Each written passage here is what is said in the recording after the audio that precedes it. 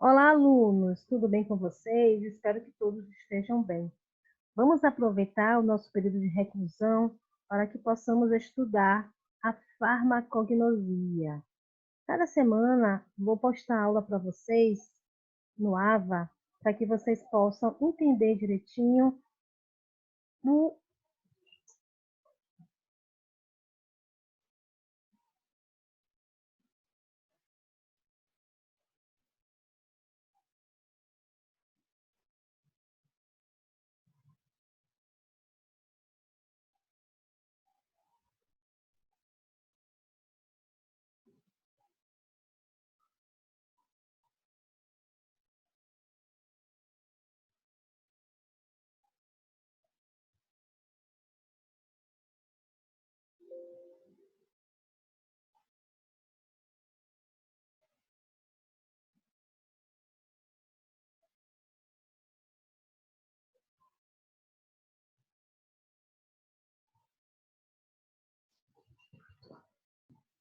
Olá, alunos, tudo bem com vocês? Espero que todos estejam bem.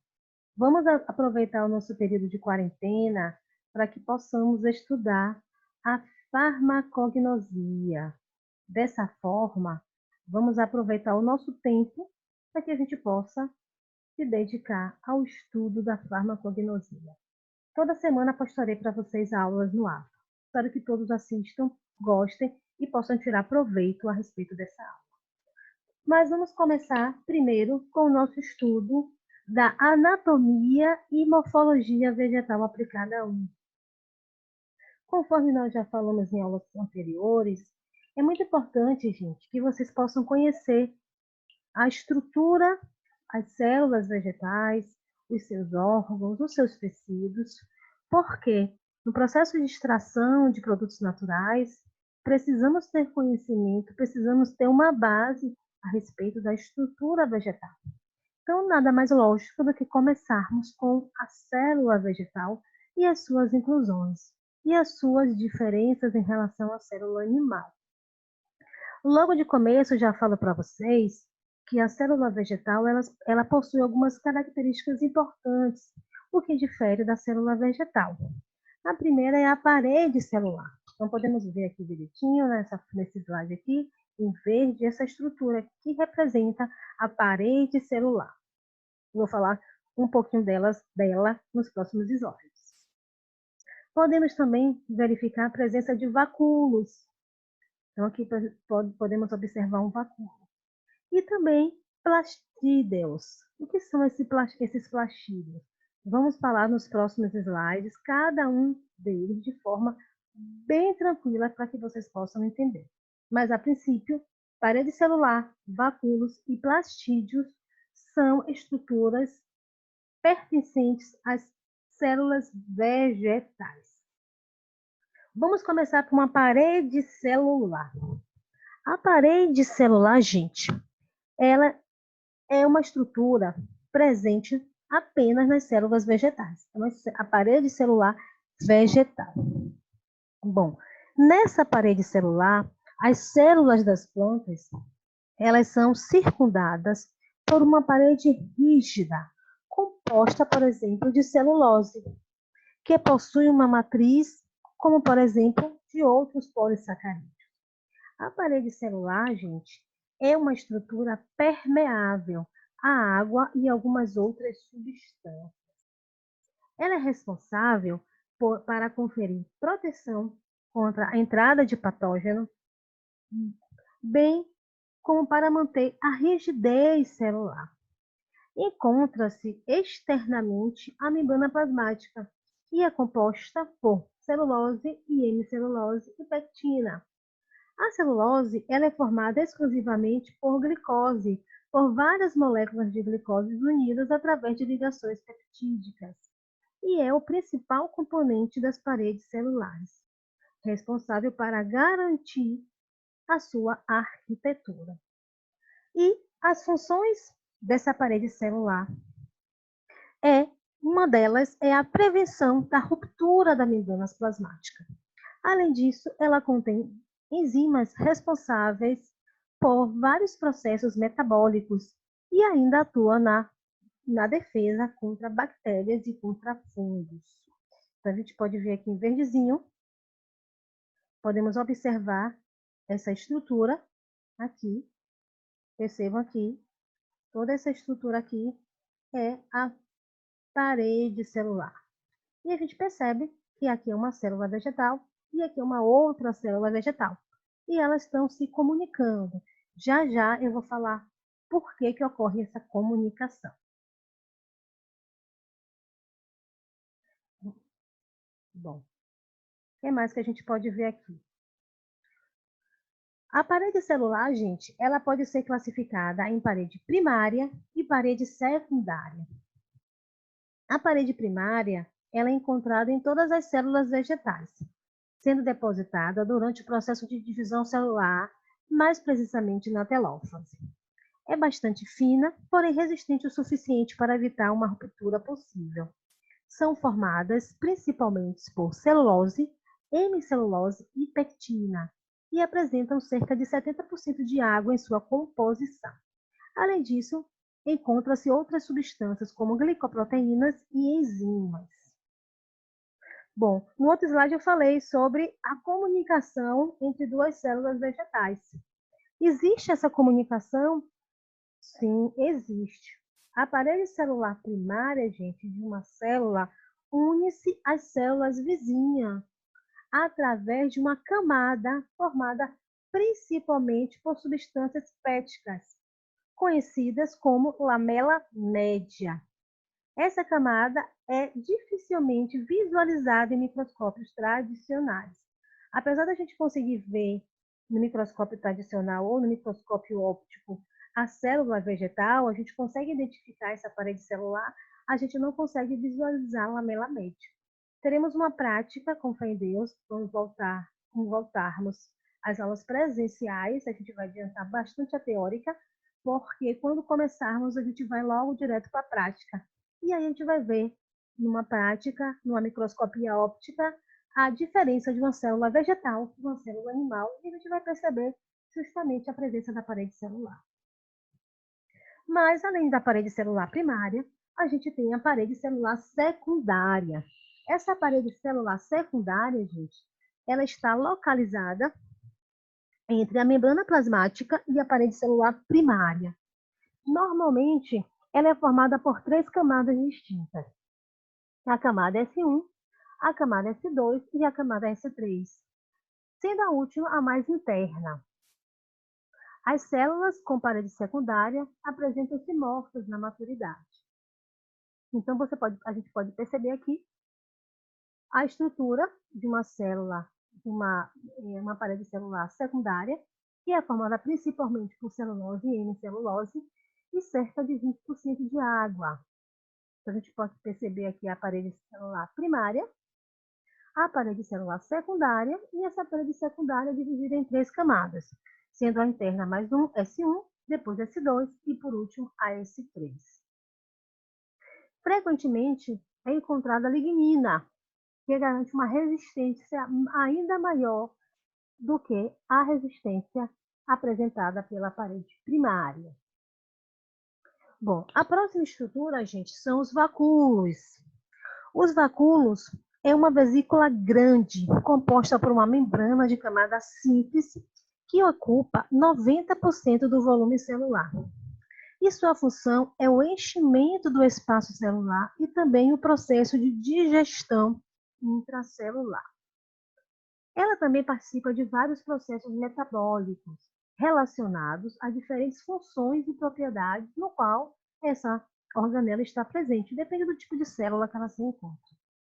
Nas leguminosas, por exemplo, em que proteínas sintetizadas no retículo endoplasmático rugoso são acumuladas dentro desses vacúolos. Então, a gente percebe aqui um exemplo de um vacúolo em uma célula vegetal. Uma outra organela importante são os plastídeos. Os plastídeos são organelas características exclusivas das células vegetais. Acredita-se que são derivadas de cianobactérias, que são as águas azuis. Por quê? Porque os plastídeos, gente, eles possuem uma peculiaridade. é conter o seu próprio genoma e é capaz de se autoduplicar. Os três principais grupos de plastídeos são os cloroplastos, cromoplastos e leucoplastos.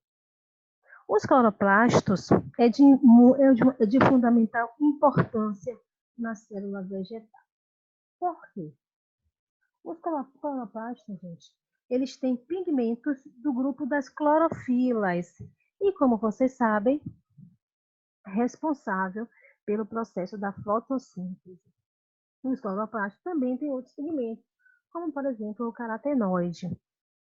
Então, gente, os cloroplastos, eles são plastídeos contendo clorofila, que são organelas de dupla membrana encontradas nas plantas superiores.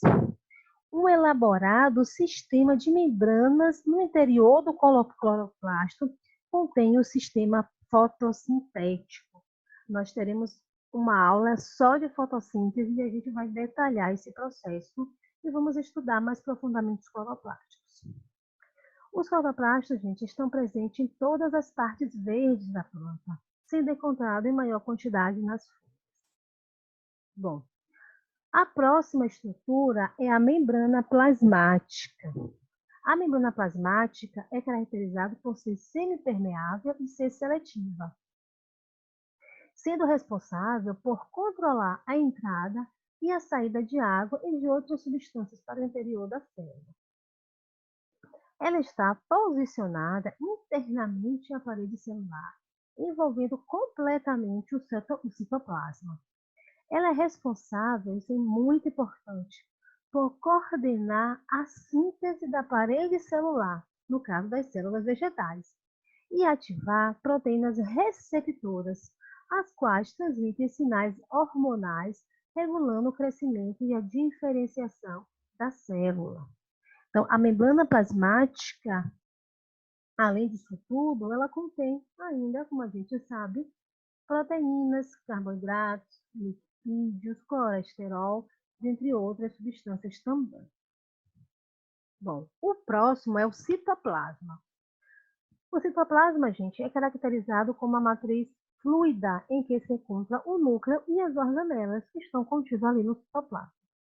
Realização de diferentes reações de metabolismo vegetal e, consequentemente, gente, o acúmulo de substâncias resultante desse metabolismo primário e secundário da planta podemos encontrar ali disperso no citoplasma das células vegetais.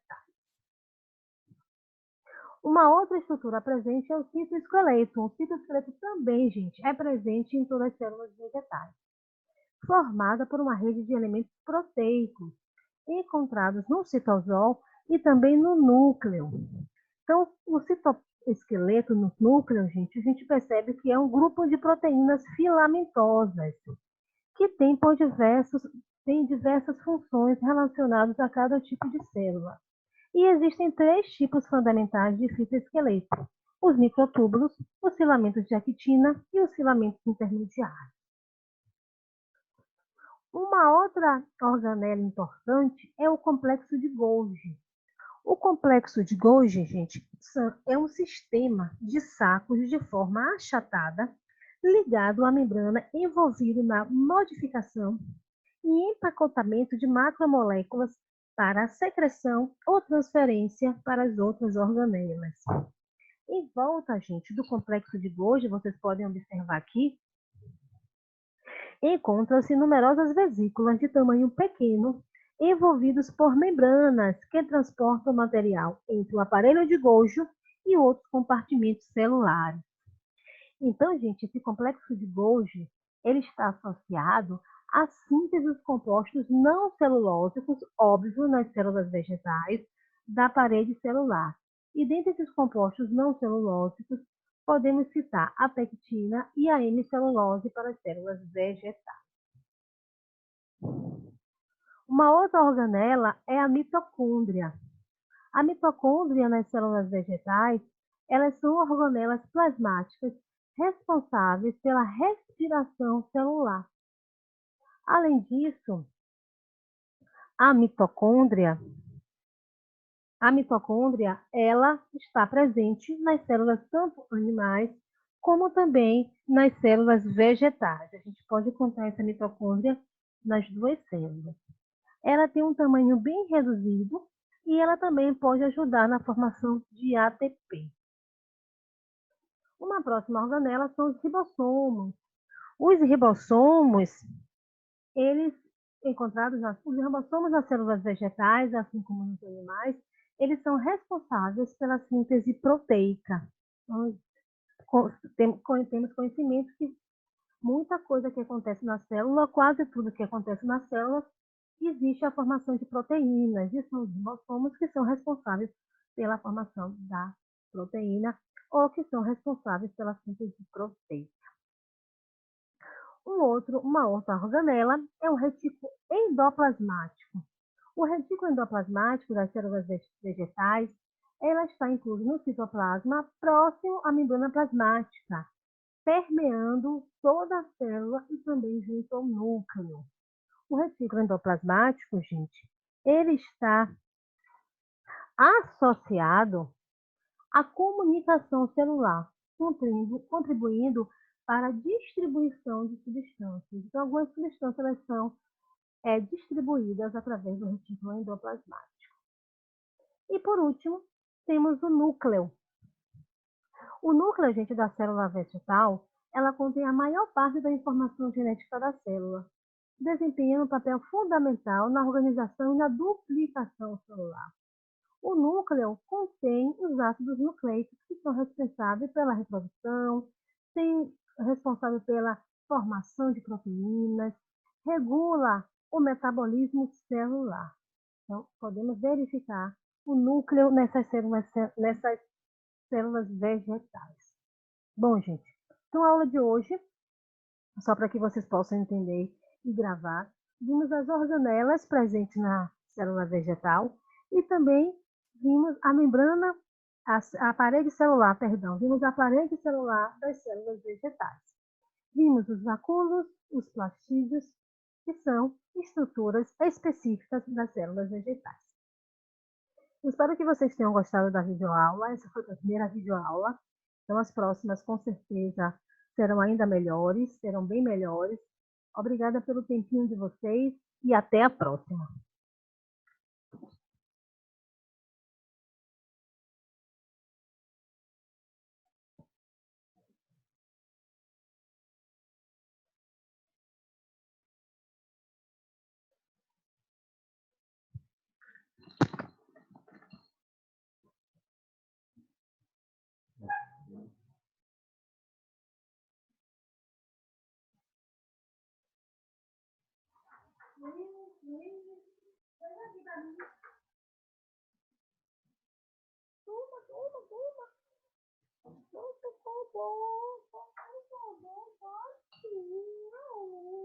Eu gravei várias vezes ali, deu último, eu estava falando errado.